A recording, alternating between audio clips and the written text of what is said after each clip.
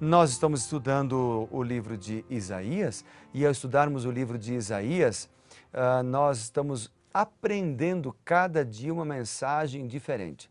É bem verdade que há alguns capítulos do livro de Isaías que eles são desafiadores no que diz respeito a ler para meditar. Alguns, inclusive, acham que esses capítulos que tratam de condenação, que tratam de juízo, que falam dos pecados das nações, etc., eles têm mais valor histórico do que valor devocional.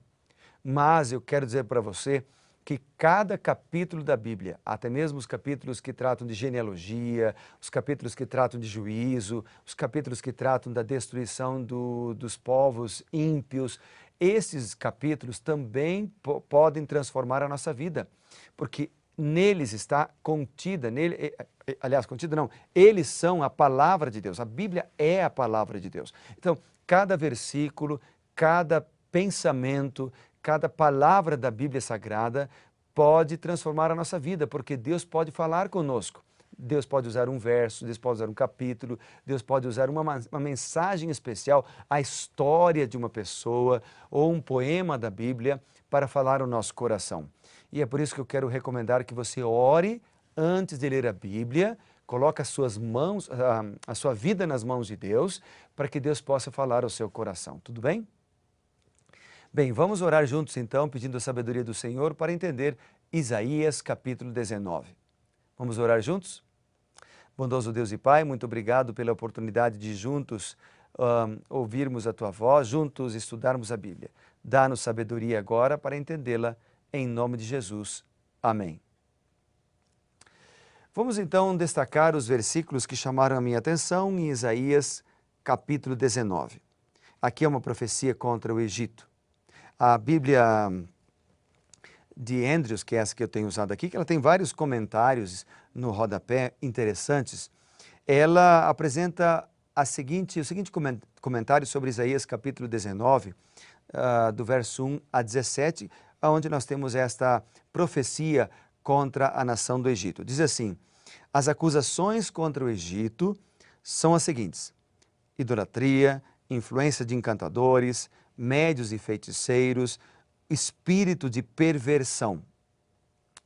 Então, todas essas características negativas que estavam presentes naquela época levaram o povo a se corromper e se afastar dos caminhos do Senhor, e por escolha deles, eles sofreram a condenação, o juízo. Aqui ainda diz mais, diz assim, que a expressão naquele dia, que aparece aqui várias vezes no capítulo, ela se repete 6 vezes. E ela tem que ver com o dia do juízo. Eu fiz algumas anotações aqui, peguei o meu papel, como a gente tem feito sempre, e fiz algumas anotações em cima de alguns versículos interessantes que chamaram a minha atenção no capítulo 19. Por exemplo, eu fiquei pensando, por que é uma sentença contra o Egito? E aí, se a gente ler o verso 2, ainda diz assim: porque farei com que os egípcios se levantem contra os egípcios. É interessante esta expressão. Deus dizendo, farei com que os egípcios se levantem contra os egípcios. E eu fui dar uma pesquisada e descobri o seguinte, que os dias de glória e independência do Egito, eles chegaram ao final no ano 525 a.C., pelas mãos de Cambises, o rei da Pérsia. E o que mais me chamou a atenção ao ler um pouquinho sobre o assunto é que Cambises conseguiu vencer o Egito porque o Egito não estava unido. Havia ali várias facções entre os próprios egípcios e o país se enfraqueceu porque, naquela época, egípcios estavam lutando contra egípcios. É interessante que isso que aconteceu ali na história do Egito, o que hoje muitas vezes nós chamamos de fogo amigo, que é quando um membro de uma família critica o mesmo membro da família, ou membro da igreja, ao invés de ajudá-lo, orar, acaba criticando o outro membro da mesma igreja, etc. Então, isso nós chamamos de fogo amigo, né? Ou seja, ao invés de haver união, há desunião, né? A desunião. E isso enfraquece o corpo, enfraquece a unidade da fé.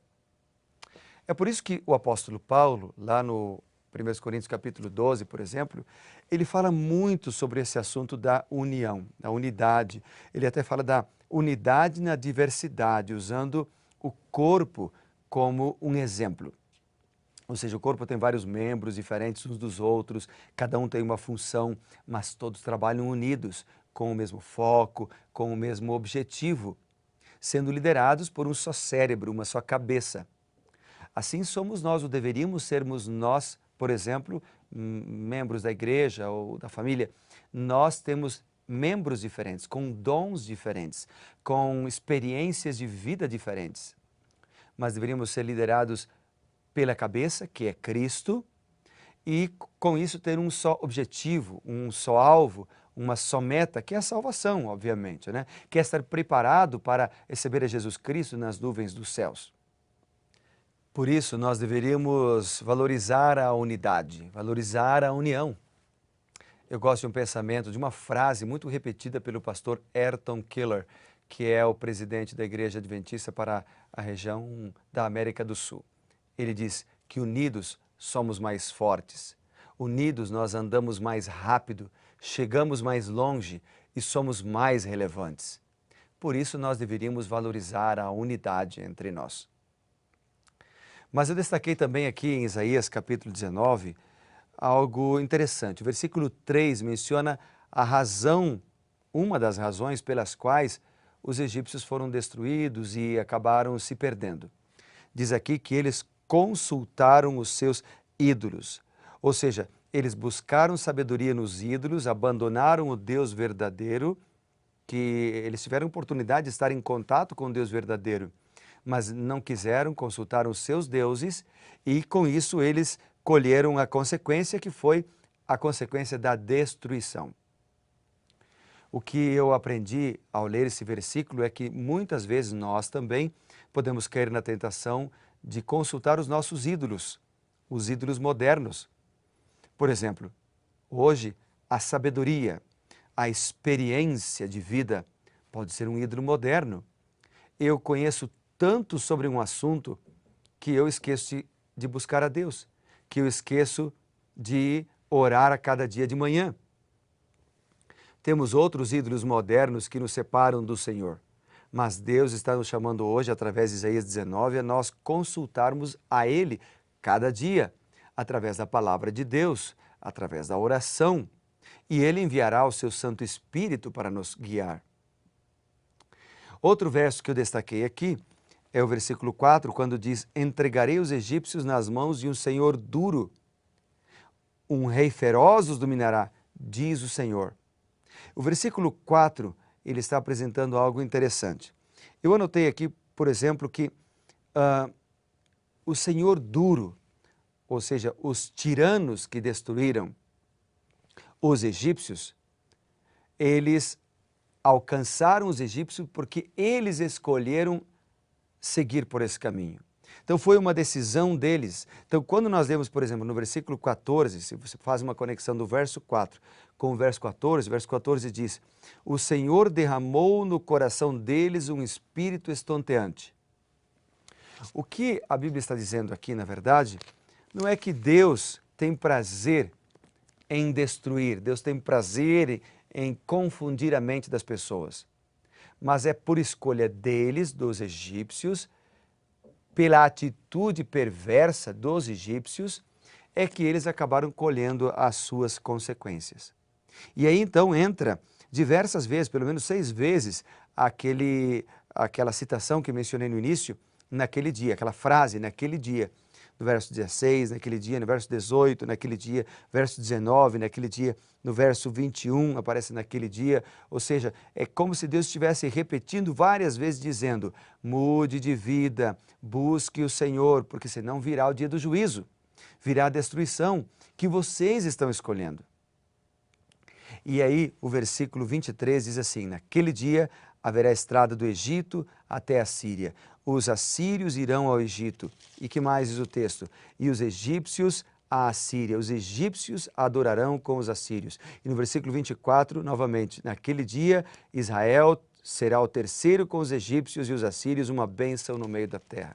O que o texto aqui está dizendo é o seguinte, várias vezes repete essa expressão naquele dia e por fim mostra o seguinte, que eles viveriam em paz e irmandade e com júbilo um dia serviriam ao Senhor. Essa profecia que nós acabamos de ler aqui, ela tem um cumprimento, terá um cumprimento cabal e maior na nova terra.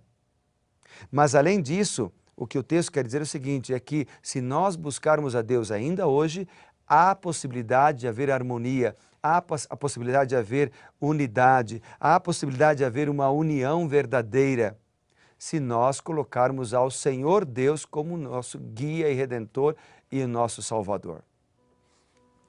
Não é uma mensagem linda? Ou seja, o Egito foi destruído porque buscou os seus ídolos, confiou neles, praticou atos de perversidade e escolheu receber a punição. Mas há uma profecia no final do capítulo de que poderia haver paz, poderia haver unidade se eles assim o quisessem. No céu, nós teremos plena capacidade de viver em união, mas isso deve começar aqui já conosco. Deus está nos chamando hoje para sermos unidos. Deus está nos chamando hoje para sermos apesar das diversidades, termos um foco, um objetivo claro, que é nos preparar para encontrar-se com o Senhor Jesus. Que tal se nós orássemos por esse objetivo? Que tal se nós buscássemos de Deus esta força? Eu queria orar por você por isso. Vamos orar juntos?